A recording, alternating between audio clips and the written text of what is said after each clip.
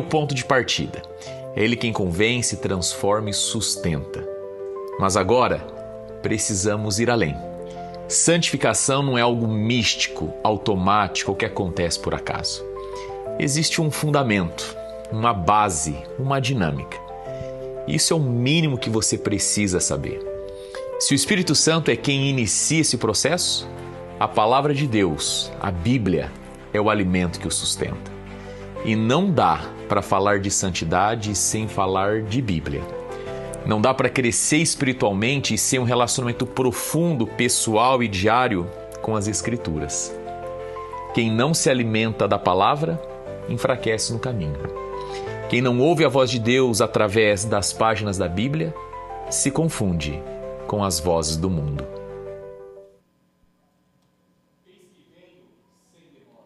Apocalipse 3:11. Breve Jesus voltará. Muito bom dia para você, um feliz sábado, você que está aqui, você que está nos assistindo através da internet. Sejam todos muito bem-vindos a Captain Brazilian, essa igreja adventista do sétimo dia, essa comunidade de amor e fé que anuncia a breve volta de Jesus. Eu quero agradecer nessa manhã a presença do Bruno, da Helena, da Valentina, da Marjorie, do Tiago, da Priscila. Sejam bem-vindos, amigos da BR1 que vieram cantar aqui conosco. Muito bom ter vocês aqui, que Deus abençoe ricamente.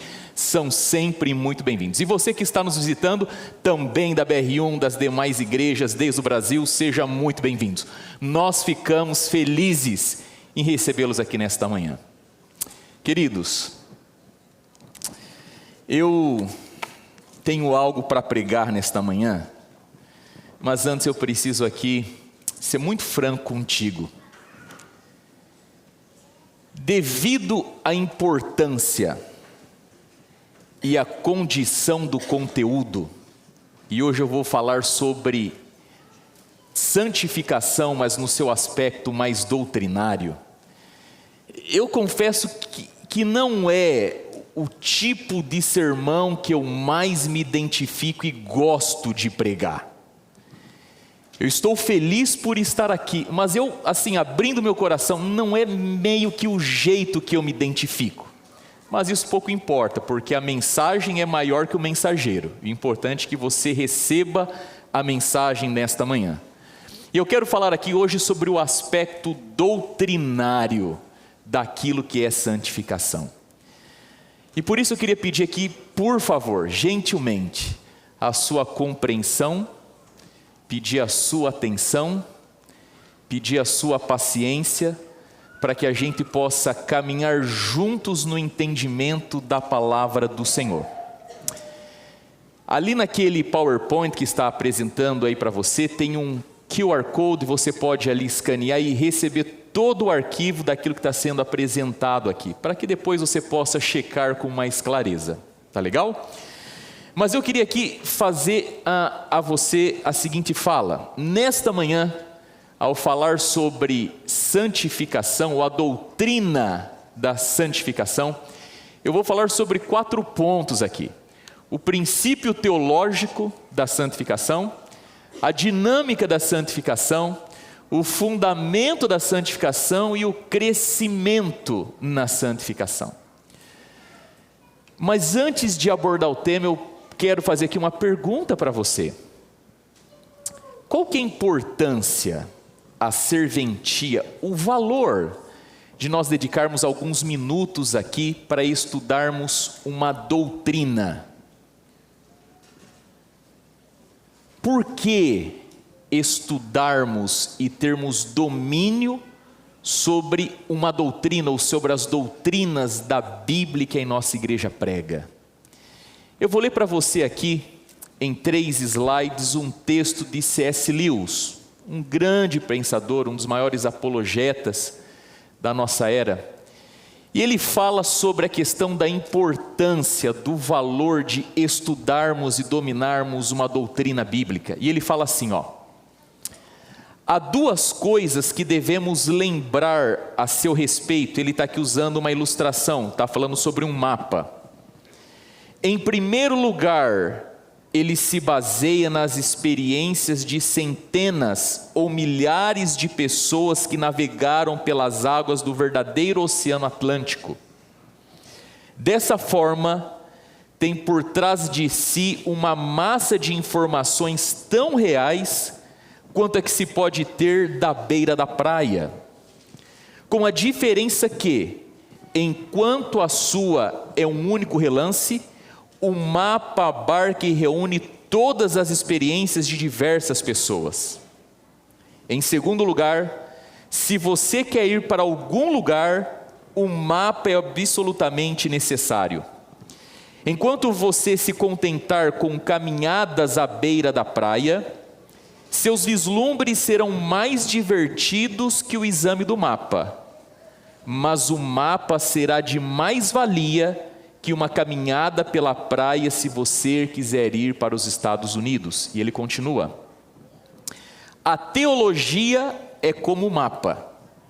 O simples ato de aprender e pensar sobre as doutrinas cristãs, considerado em si mesmo, é sem dúvida menos real e menos instigante do que o tipo de experiência que seu amigo teve no deserto.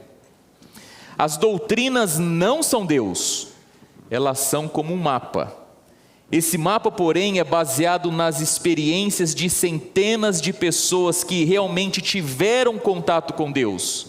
Experiências diante das quais os pequenos frêmitos e sentimentos piedosos que você e eu podemos ter não passam de coisas elementares e bastante confusas. Além disso, se você quiser progredir, precisará desse mapa. Note que o que aconteceu com aquele homem no deserto pode ter sido real e certamente foi emocionante, mas não deu em nada. Não levou a lugar nenhum. Não há nada que possamos fazer. E finalmente, ele diz assim: na verdade, é justamente por isso que uma religiosidade vaga, sentir Deus na natureza e assim por diante, é tão atraente. Ela é toda baseada em sensações e não dá trabalho algum. É como mirar as ondas da praia. Você jamais alcançará o novo mundo simplesmente estudando o Atlântico dessa maneira. E jamais alcançará a vida eterna sentindo a presença de Deus nas flores ou na música. Também não chegará a lugar nenhum se ficar examinando os mapas sem fazer-se ao mar. E se fizer-se ao mar sem o mapa, não estará seguro. Em outras palavras, a teologia é uma questão prática, especialmente hoje em dia. No passado, quando havia menos instrução formal e menos discussões, talvez fosse possível passar algumas poucas ideias simples sobre Deus. Hoje, não é mais assim. Todo mundo lê, todo mundo presta atenção a discussões. Consequentemente, se você não der atenção à teologia, isso não significa que não terá ideia alguma sobre Deus. Significa que terá, isto sim, uma porção de ideias erradas, ideias más, confusas, obsoletas.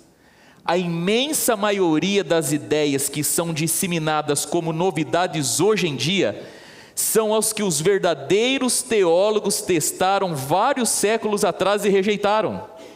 Acreditar na religião popular moderna da Inglaterra é a mesma coisa que acreditar que a Terra é plana, é um retrocesso.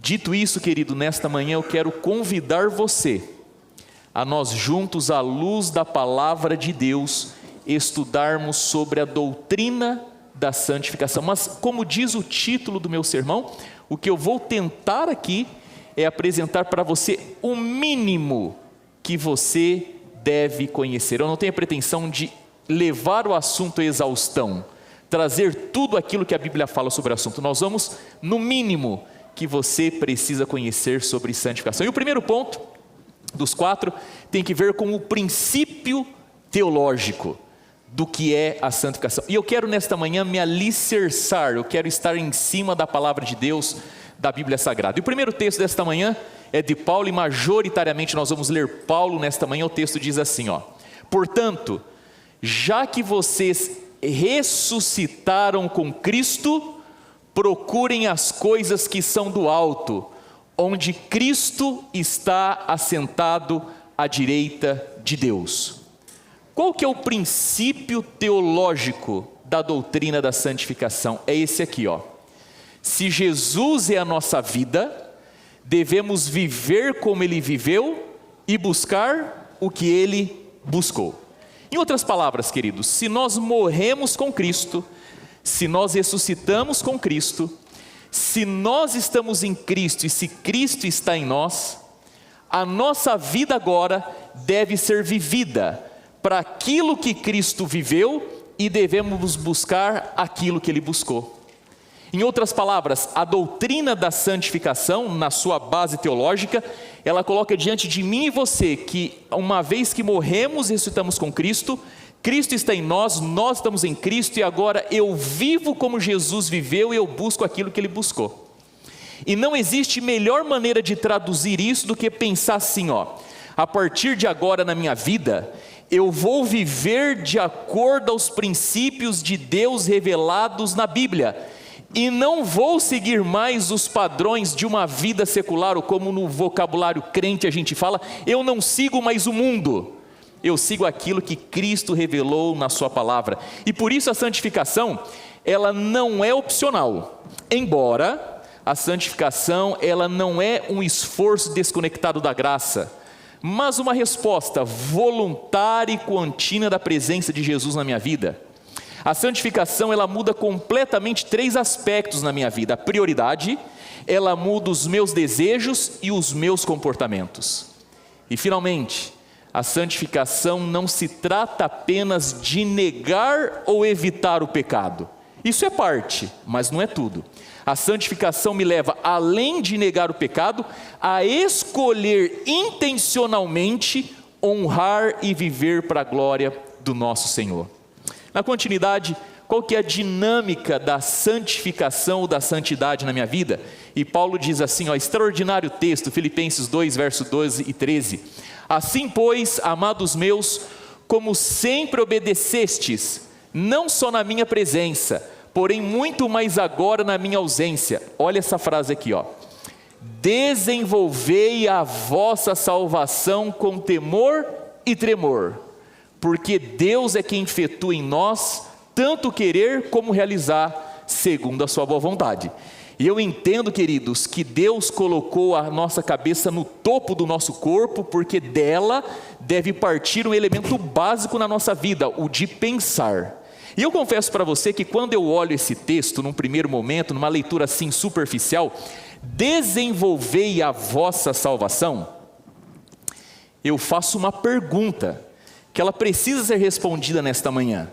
A pergunta é a seguinte: nós aqui, salvos, eleitos do Senhor, para com a nossa salvação, existe alguma coisa que você tem que fazer para se salvar?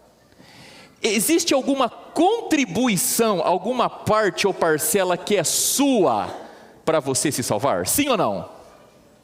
Porque o texto está dizendo, desenvolvei a vossa salvação. Queridos, o ponto da dinâmica da santificação, e eu vou responder isso para você, é que a transformação que Deus faz dentro de nós, ela aparece por fora, para que Deus e as pessoas possam ver. Vamos lá.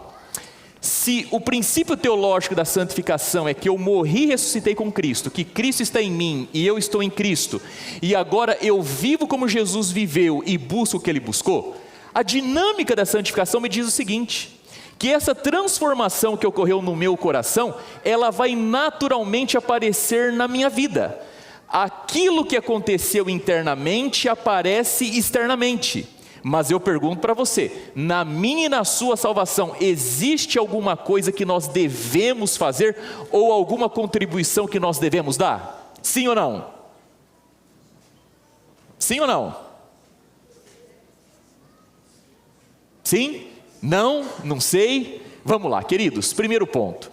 Nós, adventistas do sétimo dia, à luz daquilo que a palavra do Senhor nos revelou, nós acreditamos no monergismo. É um cunho técnico bem específico, que vem de duas palavras gregas, monos, que significa um, e ergon, que significa trabalho, ou seja, uma só ação, uma obra só. E aqui eu quero deixar claro: não existe parcela, contribuição, ajuda nenhuma que nenhum ser humano pode dar para a sua salvação, para a salvação dos outros. A salvação, ela acontece única e exclusivamente por aquilo que Cristo fez por mim e por você. Não existe nada que você possa fazer ou deixar de fazer que possa somar ou tirar da tua salvação. Salvação é única e exclusivamente pelos méritos de Cristo Jesus. É um dom gratuito que a gente recebe através da fé, mas se a gente não se cuidar, a gente é capaz de cair numa outra ideia, na ideia do quietismo. Sabe o que diz o quietismo? O quietismo ensina que o indivíduo deve buscar um estado de passividade total diante de Deus, renunciando esforços e vontades, esperando que Deus haja completamente. É como diz a música do grande filósofo: deixa a vida me levar, vida leva eu. Queridos, não sei se você já ouviu, mas expressões mais ou menos assim, navegue na graça, não se preocupe com nada. Olha isso daqui, não deixe ninguém impor leis ou comandos sobre você. Se de um lado nós não acreditamos que nós podemos cooperar, contribuir ou fazer alguma coisa para sermos salvos, de um outro nós evitamos o extremo de que agora a gente não tem que fazer absolutamente mais nada, uma vez que a salvação chegou a nós. Olha essas duas frases que eu vou colocar para você. Primeira: não somos passivos na salvação, devemos crer.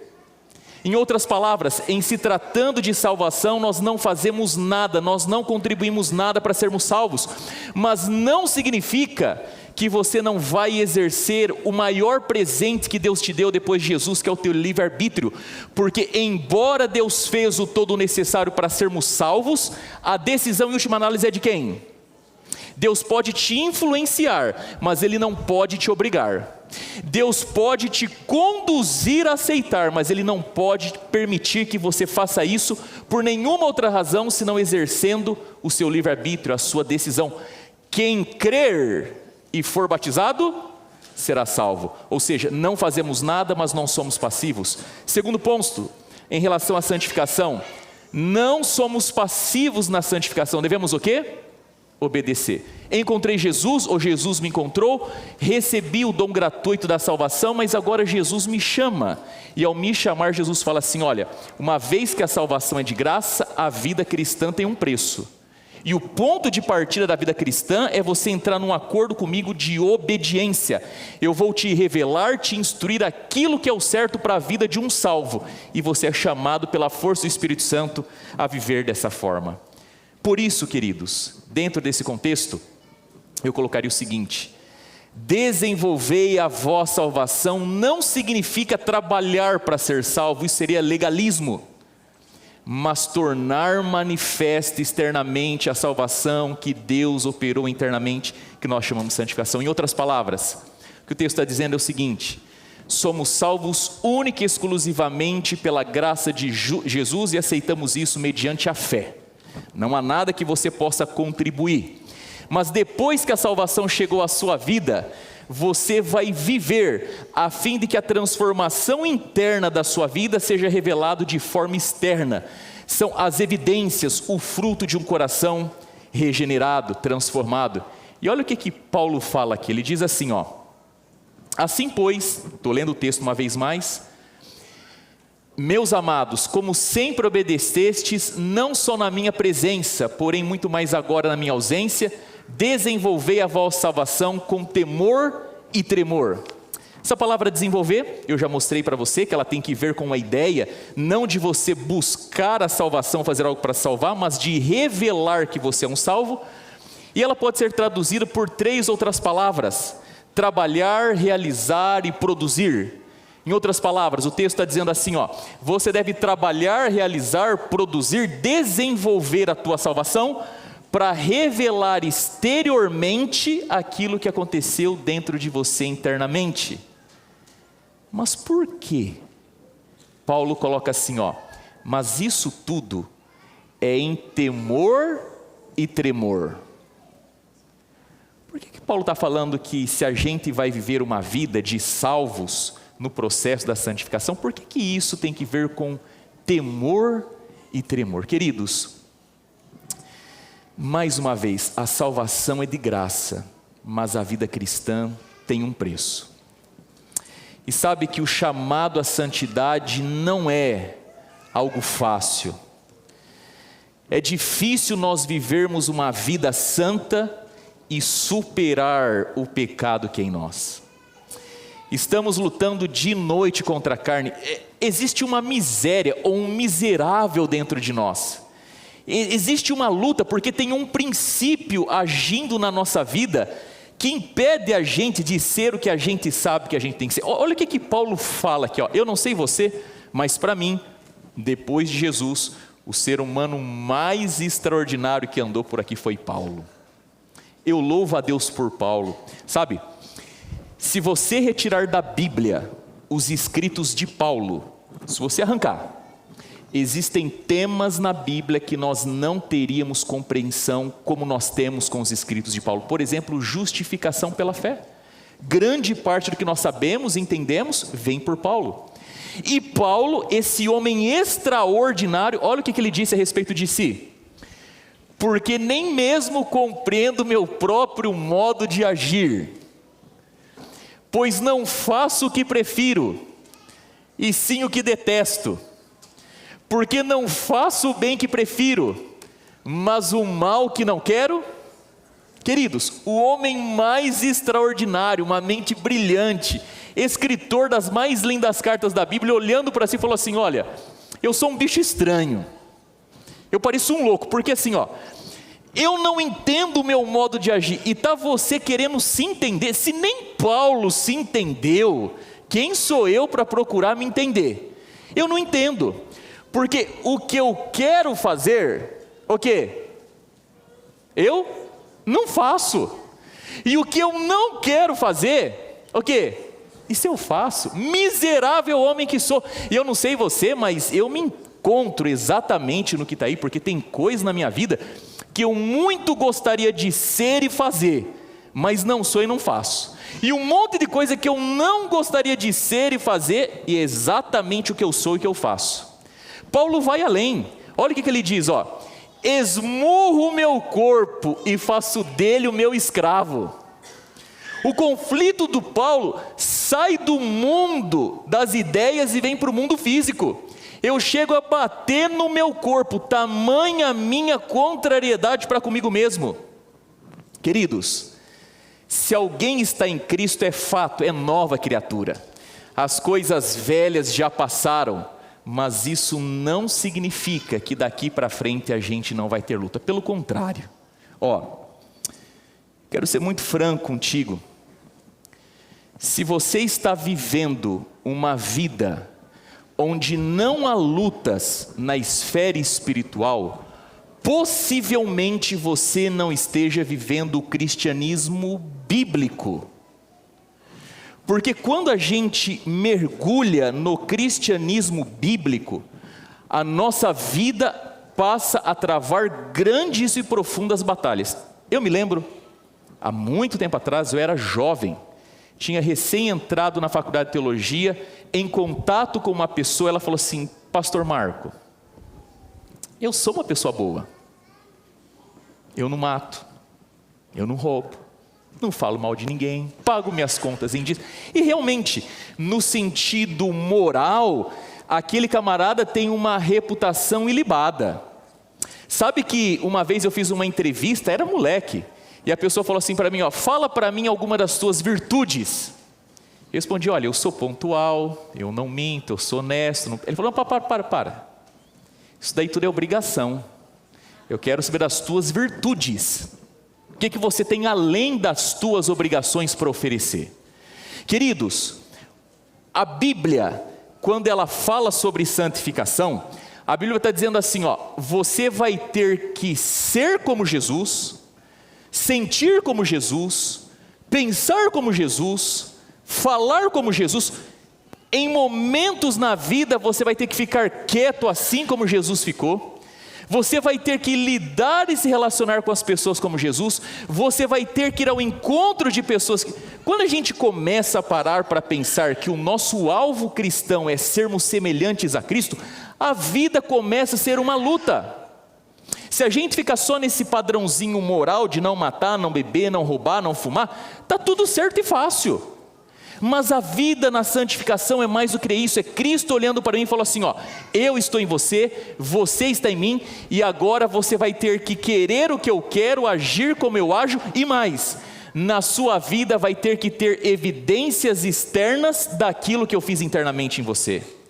E é por isso, queridos, que na dinâmica da santificação, nessa parte onde há luta, a partir disso Deus nos chama para manter comunhão com Ele todos os dias, lendo a Bíblia e através da oração. A gente agora começar a fixar a mente nas coisas do alto, e aqui está o desafio maior, ser semelhante a quem? A Cristo Jesus. Queridos, a verdade é que como filhos de Deus nós fomos transformados, nós não somos mais o que éramos.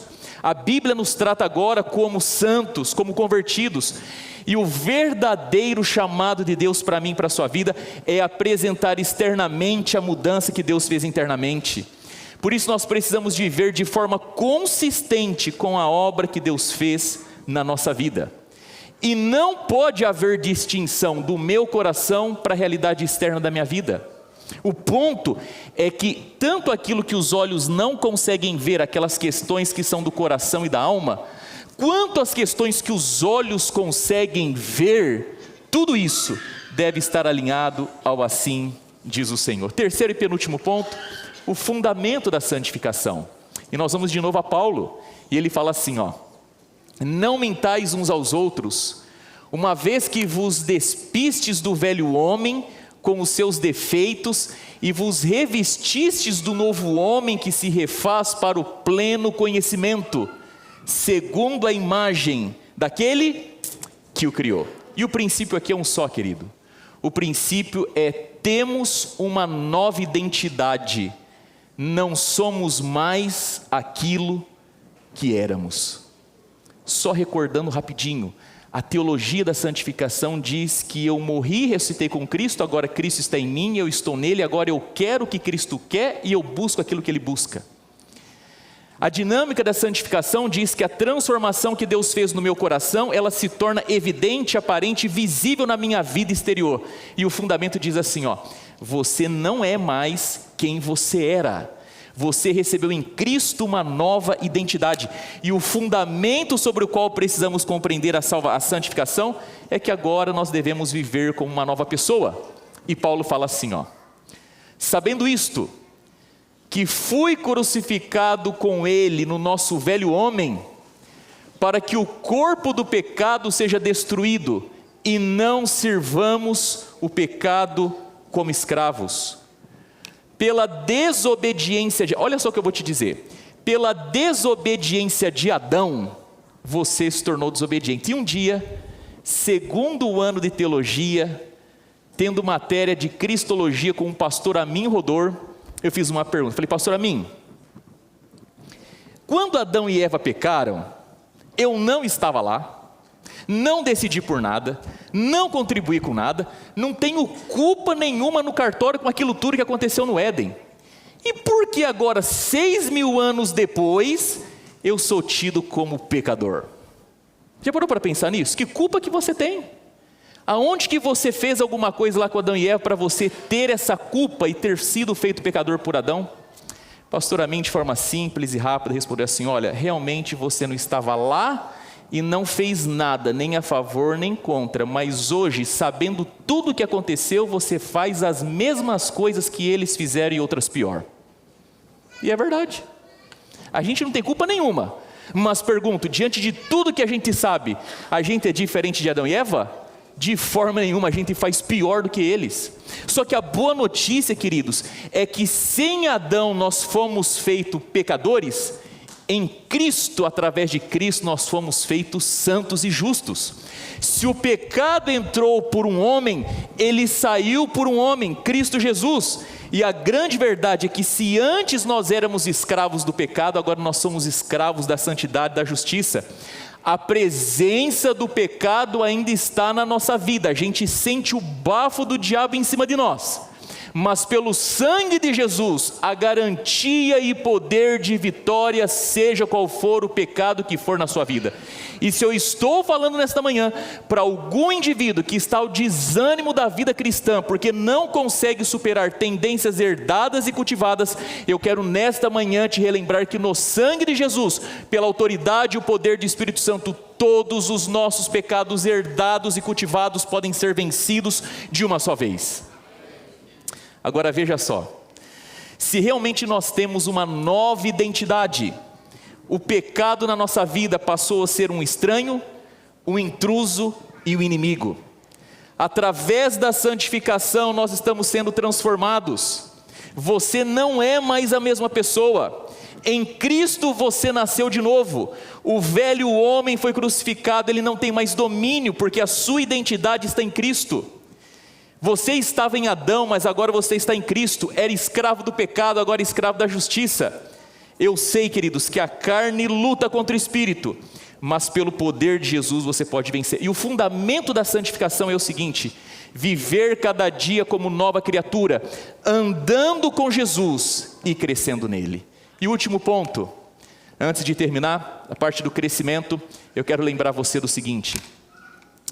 Paulo diz assim em Colossenses 3,10: e se revestiram do novo, o qual está sendo renovado, preste atenção, o qual está sendo renovado em conhecimento, a imagem do seu Criador. E o último ponto sobre crescimento é o seguinte: o crescimento na santificação está diretamente ligado ao crescimento no conhecimento de Deus. Simples. O meu crescimento na santificação, se ficar mais simples para você, o seu crescimento espiritual está ligado diretamente ao seu crescimento no conhecimento de Deus. Quanto mais eu conheço a Deus, mais eu cresço espiritualmente na minha santificação. Deixa eu usar uma ilustração para fazer mais claro e simples para você. Pensa num bebê, bebezinho, 1 aninho, 2 aninhos, bebê perfeito, ele tem ali os seus braços, as mãozinhas, pezinhos, um bebê perfeito, órgãos todos no lugar. E aí você olha para esse bebezinho e você começa a pensar assim: puxa vida, é a cara do pai, ou é a cara da mãe, né? Interessante, queridos, que com o William eu estou tendo a seguinte experiência. Eu ouço muito assim: nossa, que bebê bonito, mas quase não ouço é a cara do pai. Eu fui entendendo que é um ou outro, os dois não dá, ou é bonito ou é a cara do pai. Mas imagina o bebezinho, pequeno, cara do pai, cara da mãe. As crianças desde pequenininho já mostram, né, os aspectos que eles puxaram mais do pai, da mãe, às vezes alguns casos até de parentes como avô, avó e tudo mais. Só que eu pergunto para você, o que é necessário para esse bebê crescer? Ele o quê? Se alimentar, exatamente. Ele tem que tomar leite, quando ele cresce come comidinha, e ele vai crescendo, se desenvolvendo. Agora, pergunto, embora o bebê pareça com o pai ou com a mãe, ele age como o pai ou como a mãe? Existem alguns pais que agem como o bebê, é verdade, mas nem todo bebê, ou na sua totalidade, não agem como adultos. Como que a gente faz para um filho crescer e agir como um pai e como uma mãe? Primeiro, ele é cuidado na parte nutricional, leite, comida. Mas chega um momento que essa criança começa a receber 3 coisas na sua vida: verdade, conhecimento e sabedoria.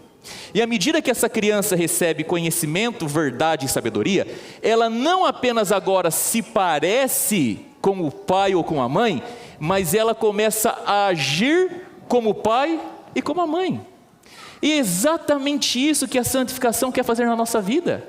À medida que a gente vai estudando e crescendo no nosso conhecimento de Deus, Deus quer nos fazer parecido com quem? Com Cristo Jesus.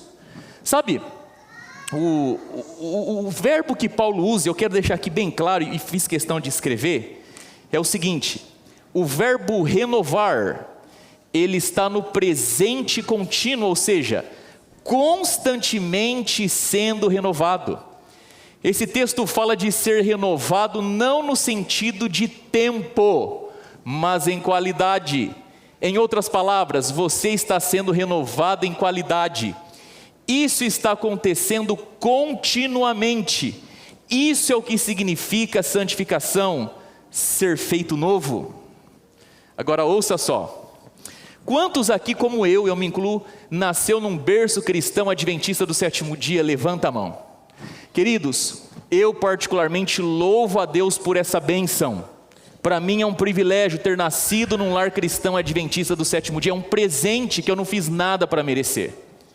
Mas é comum nós que nascemos na igreja adventista do sétimo dia, às vezes nos escorarmos nesse ponto, nesse argumento. Nasci na igreja, cresci na igreja, já frequentei tudo quanto é tipo de igreja, conheço um monte de pastor, já fui para a escola, já fiz teologia, sou pastor, tenho 39 anos de experiência, 50 anos, 70 anos de experiência de igreja.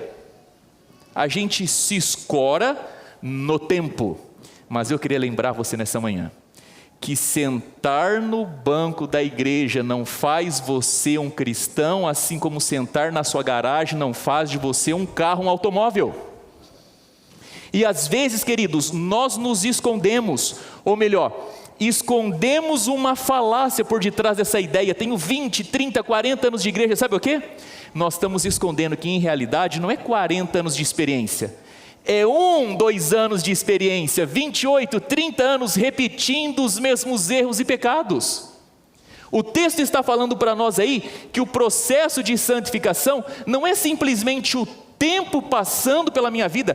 O tempo não cura nada, o tempo não resolve nada, o tempo não muda nada. O que resolve é a ação de Deus e a sua disposição dentro do tempo de viver uma experiência profunda com as coisas de Deus. Paulo não está falando, queridos, de transformação, regeneração no sentido de tempo, mas de qualidade. Deus quer trazer qualidade cristã para a minha vida. Deus está trazendo para o meu coração a oportunidade de eu desfrutar uma vida de qualidade junto com Cristo Jesus. Esse é o ponto que Paulo está fazendo aqui. E o livro Parábolas de Jesus, página 332, diz assim, olha que citação extraordinária: o caráter formado segundo a semelhança divina é o único tesouro que podemos levar deste mundo para o futuro. E a gente está se matando e morrendo por conta de dinheiro. Não que dinheiro seja ruim, mas o ponto é que na breve volta de Jesus, quando todo da nossa vida se resumir num ponto só, o dinheiro não contou e não serviu para nada. E o problema é que muitas vezes é justamente essa correria atrás do dinheiro que impede a gente de desenvolver o caráter, ou então a gente passa a desenvolver o caráter para o mal. Lembrando a você que evolução não é só para o bem. Essa semana eu escutei uma reportagem, foi dito assim, e o paciente evoluiu para quê? Para óbito. E o texto continua: aqueles que nesta vida estão sob a instrução de Cristo, levarão consigo para as mansões celestes todo o aprendizado divino. Não existe um reset. Deus, apagou tudo, começa do zero. E o texto continua: e nos céus deveremos progredir quanto? Continuamente.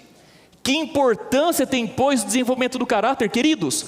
O céu será um lugar perfeito, nós seremos perfeitos, mas nós não atingiremos, quando entrarmos na eternidade, o topo da nossa capacidade. Durante a eternidade, nós, ao aprendermos sobre Deus, continuaremos num constante progresso de santificação, num constante progresso de construção de caráter, de entendimento sobre Deus.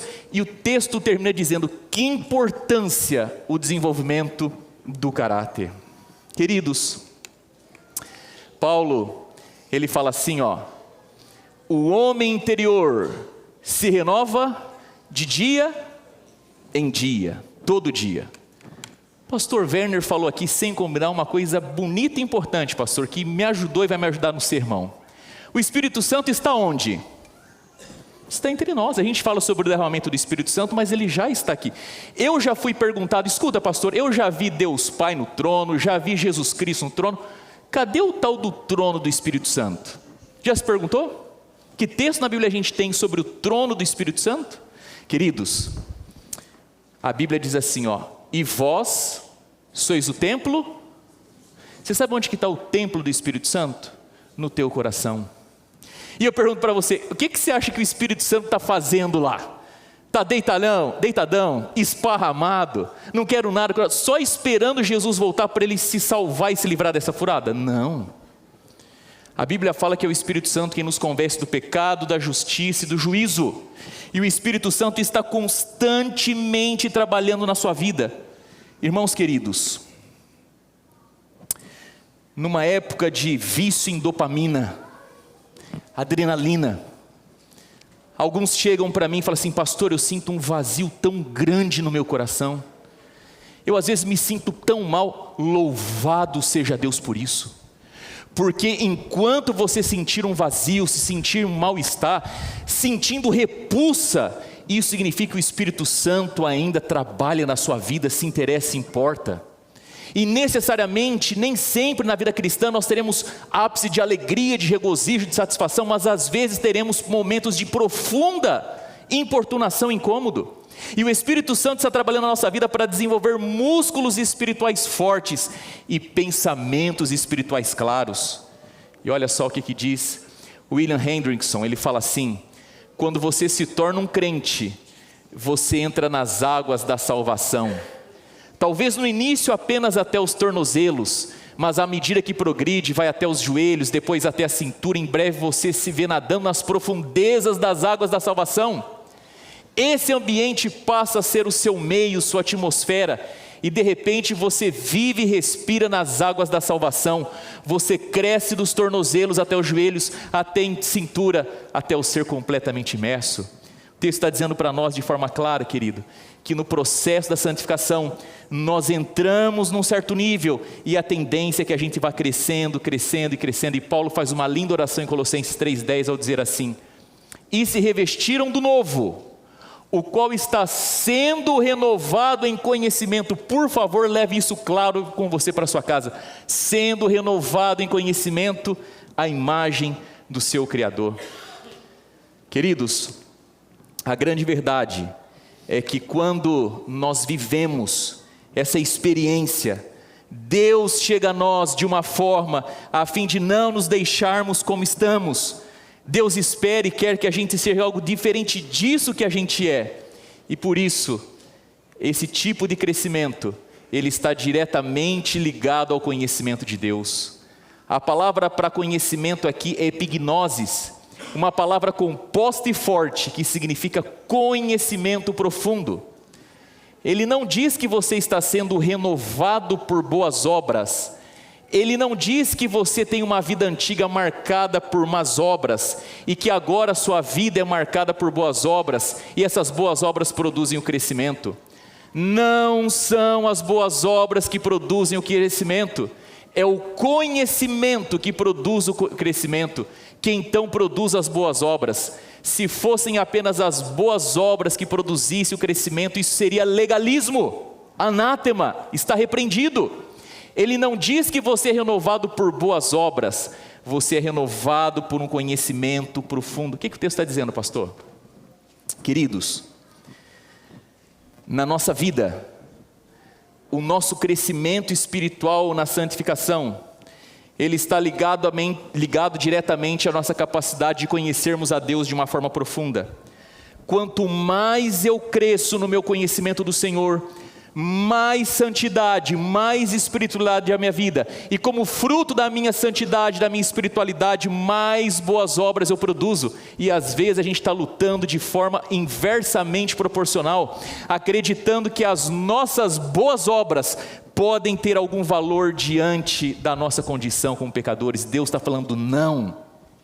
A espiritualidade, a santidade acontece quando você começa a procurar conhecer Deus de uma forma profunda. A partir disso você cresce em santidade, em espiritualidade, como resultado as boas obras aparecem na sua vida. E Paulo faz uma linda oração dizendo assim: por essa razão, desde o dia em que ouvimos, não deixamos de orar por vocês e pedir que sejam cheios do pleno conhecimento epignosis, da vontade de Deus com toda a sabedoria e entendimento espiritual, para que vocês vivam de maneira digna do Senhor. O que Paulo está pedindo? Qual que é a oração de Paulo? Que os membros aqui hoje da Captain Brazilian tenham o conhecimento da vontade de Deus, sabedoria, entendimento espiritual. E eu quero perguntar para você o seguinte: por que você acha que todo sábado, a maior parte dos sábados, eu estou aqui na frente, fico pregando aqui 1 hora de sermão? Por que todo dia eu mando lá a meditação? Por que você ouve bons sermões, lê bons livros? Queridos, porque o conhecimento de Deus é a chave. Conhecimento pleno, completo e profundo. Porque o nosso crescimento na nossa santificação está diretamente ligado ao crescimento do conhecimento de Deus. E olha o que diz aqui, Salmo 42, verso 1. Como a corça anseia por águas correntes, a minha alma anseia por ti, ó Deus. Queridos, nós nunca seremos cheios da palavra. Nós nunca esgotaremos ou chegaremos no nível a gente possa dizer assim: Senhor, tá bom, já cheguei na minha altura, no máximo da minha capacidade, tá bom aqui. Talvez você esteja pensando, alguém falou assim: pastor, mas espera lá, tem um irmão, o cara é super espiritual, lê a Bíblia, se comporta bem, marido de uma só mulher, o cara é um exemplo. Queridos, todos, do topo do momento mais singular do pastor Bulhon, até o fracasso do Marco Faria, eu já nasci na derrota. Não é Marco fez ou é Marco Faria. E isso já colocou na minha vida a necessidade de um esforço sobrenatural, já pelo nome. Todos nós indistintamente vamos sempre conviver com a necessidade de mais de Deus. O dia que você fala assim: puxa vida, estou bem assim, significa que você se encontra no fundo do poço, pois na vida da santidade ou da santificação é o contrário. Quanto mais perto de Deus chegamos, mais distante notamos que estamos, e isso nos leva a um anseio. E a minha oração por mim, por você tem sido assim: Senhor, me dá fome. Eu preciso de fome da palavra, porque se o Senhor não me der fome, eu não tenho essa experiência. Eu queria lembrar você que nesta manhã todos nós invariavelmente continuamos no processo de crescimento. 2 Timóteo 3,16 diz assim, toda escritura, lê comigo, preste bastante atenção: toda escritura é inspirada por Deus e útil para que eu cresça na minha autoimagem, e útil para que eu desenvolva uma boa autoestima, e útil para que eu me sinta como a coisa mais linda de Jesus, e útil para que eu possa viver dias de glamour. É isso que o texto diz? Não, é útil para o ensino, para a repreensão, para a correção, para a instrução na justiça. Nós não somos matéria acabada, nós estamos em construção. E à medida daquilo que eu conheço de Deus, quanto mais profundo é isso, mais eu cresço espiritualmente, mais boas obras surgem da minha vida. Salvação é um elemento gratuito. A vida cristã tem um preço, passa pela santificação, mas eu queria lembrar você nesta manhã que a salvação é visível, ela aparece por fora quando Deus faz uma obra dentro de você. E o último texto, eu termino com ele, diz assim, desejai ardentemente, como crianças recém-nascidas, o genuíno leite espiritual, para que por ele vos seja dado crescimento para a salvação. E eu fui atrás de saber essa palavra ardentemente, o que ela significa? Ardentemente vem da palavra grega epipotasite, que significa anseio quase doloroso por algo essencial para a vida. Vou repetir: anseio quase doloroso por algo essencial à vida. E eu pergunto para você: o que para um bebê é a coisa mais essencial para a vida dele nos seus primeiros meses? O leite. O leite. Olha essa foto aqui, ó. Essa foto foi tirada no dia 14 de dezembro, lá na sala da nossa casa. Última vez do William amamentando. Despedida, a gente tem foto dos 3. Despedida. O acabou, a saideira. Só que assim, a foto é linda, mas a noite é um terror. E a gente combinou lá em casa que a Ingrid ia desmamar, mas eu teria que segurar as pontas com o menino à noite. Eu que teria que cuidar.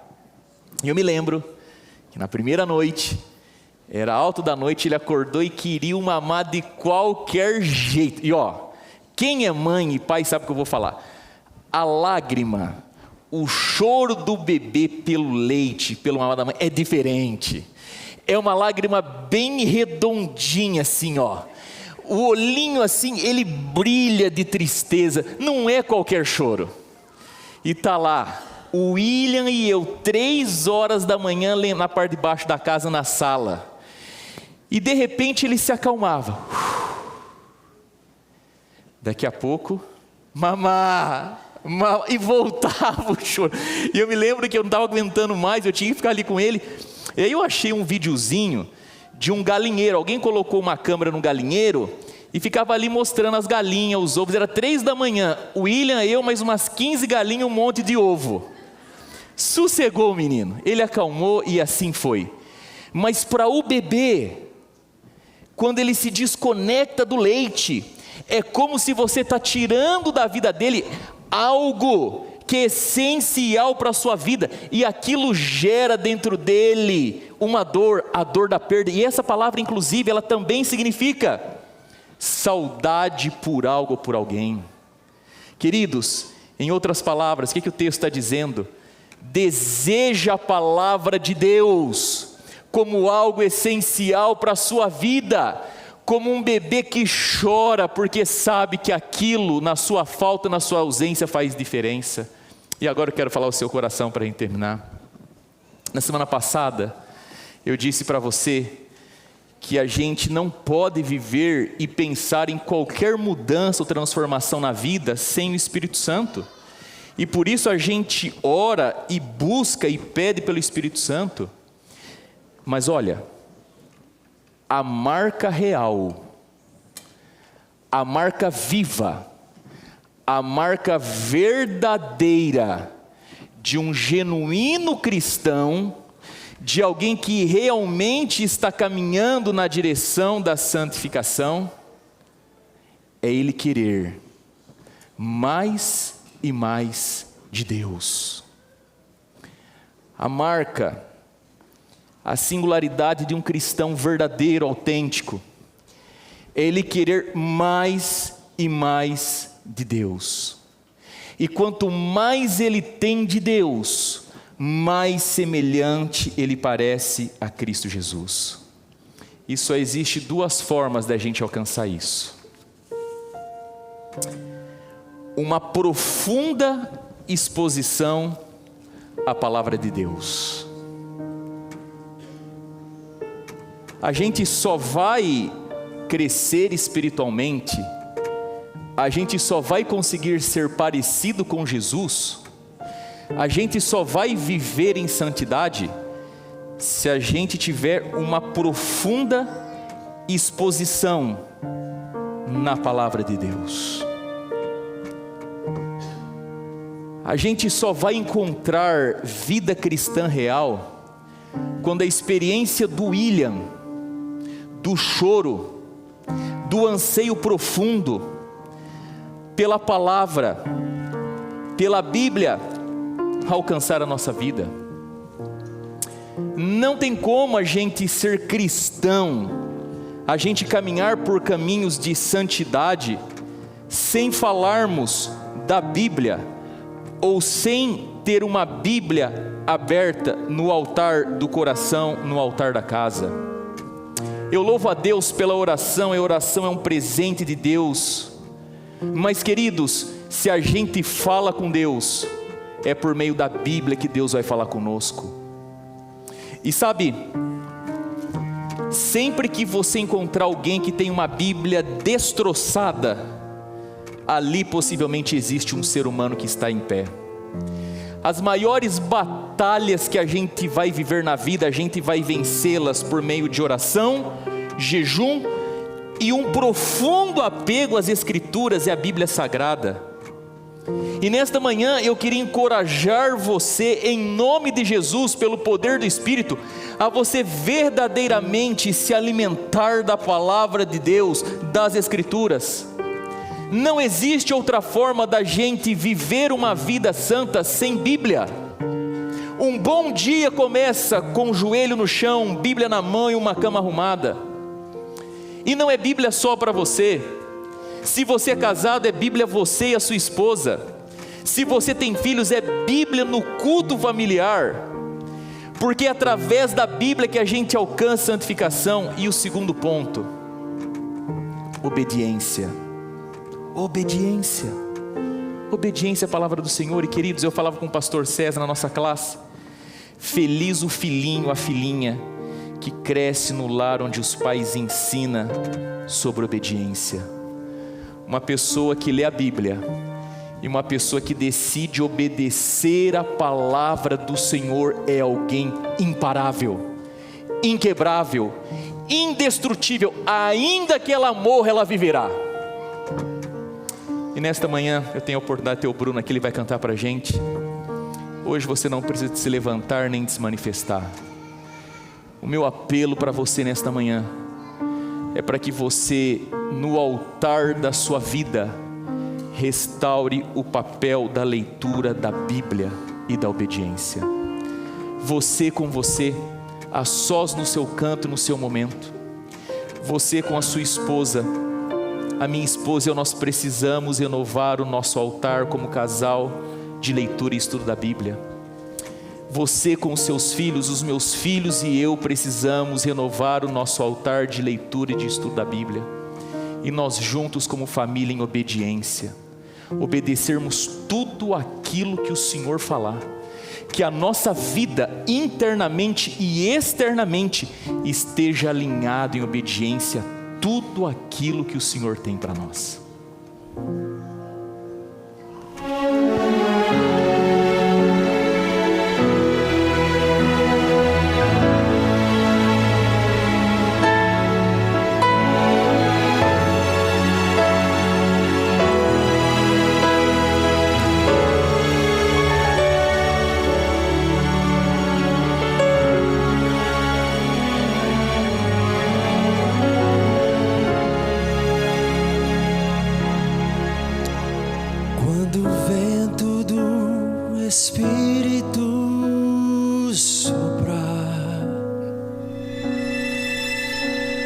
Uma chama viva vai aparecer. Nossos filhos e filhas irão profetizar. Nossos velhos sonharão e a igreja mudará. Quando a comunhão for a arma principal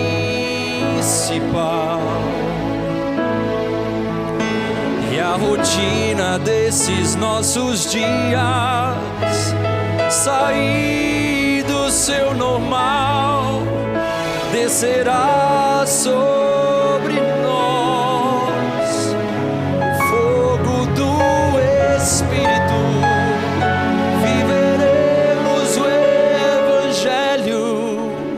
Jesus Cristo vai voltar.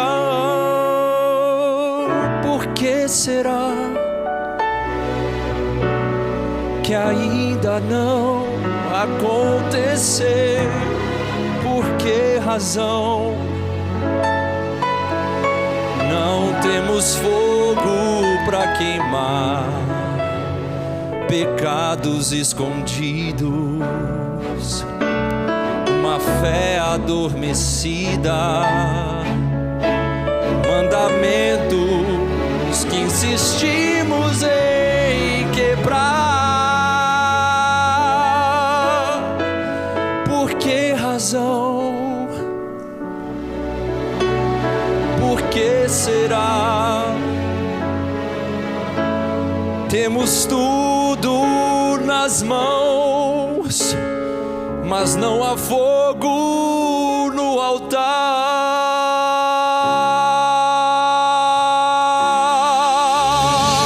Quando a comunhão for a arma principal e a rotina desses nossos dias sair do seu normal, mas chama de nós o fogo do Espírito. Nossos velhos sonharão e a igreja mudará. Quando a comunhão for a arma principal e a rotina desses nossos dias sair do seu normal, descerá sobre nós o fogo do Espírito. Viveremos do Evangelho, Jesus Cristo irá voltar. Viveremos do Evangelho, Jesus Cristo vai voltar.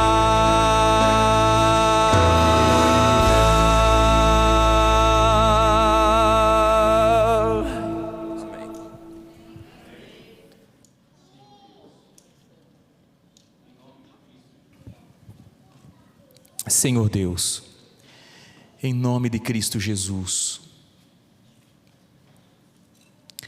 que o Espírito Santo nos ajude mesmo a buscarmos uma vida santa, a procurarmos, querido Deus, mergulharmos nas páginas da Bíblia, que são janelas que apontam para a linda pessoa de Cristo Jesus. Se nesta manhã tem alguém aqui que está à beira do precipício da desistência da vida cristã, se tem alguém aqui que está se perguntando ou dizendo para si mesmo: quantas e quantas e quantas vezes eu caí, eu falhei, eu pequei. Se tem alguém aqui que a história pessoal é um descrédito diante de uma vida santa, dá a essa pessoa por mais uma vez a força, o ânimo, o levantar-se com a ajuda do Senhor para continuar vivendo a vida cristã. Que o Espírito Santo, Deus, nos leve à leitura da Bíblia, nos leve a chamar a nosso esposo para lermos a Bíblia juntos, trocarmos a tela pela palavra, que os nossos filhos sempre, ao se despedirem do nosso lar para a vida de trabalho, de estudo, eles saiam debaixo da bênção da palavra. Que quando eles forem dormir, eles possam dormir seguros, protegidos, porque naquela casa a palavra do Senhor, ela está aberta e ela reina. E nos ajude a obedecermos, com vontade ou sem vontade, gostando ou tendo que morrer os nossos gostos, caprichos, vaidades. Que a santificação como obra e fruto do Espírito Santo aconteça na nossa vida,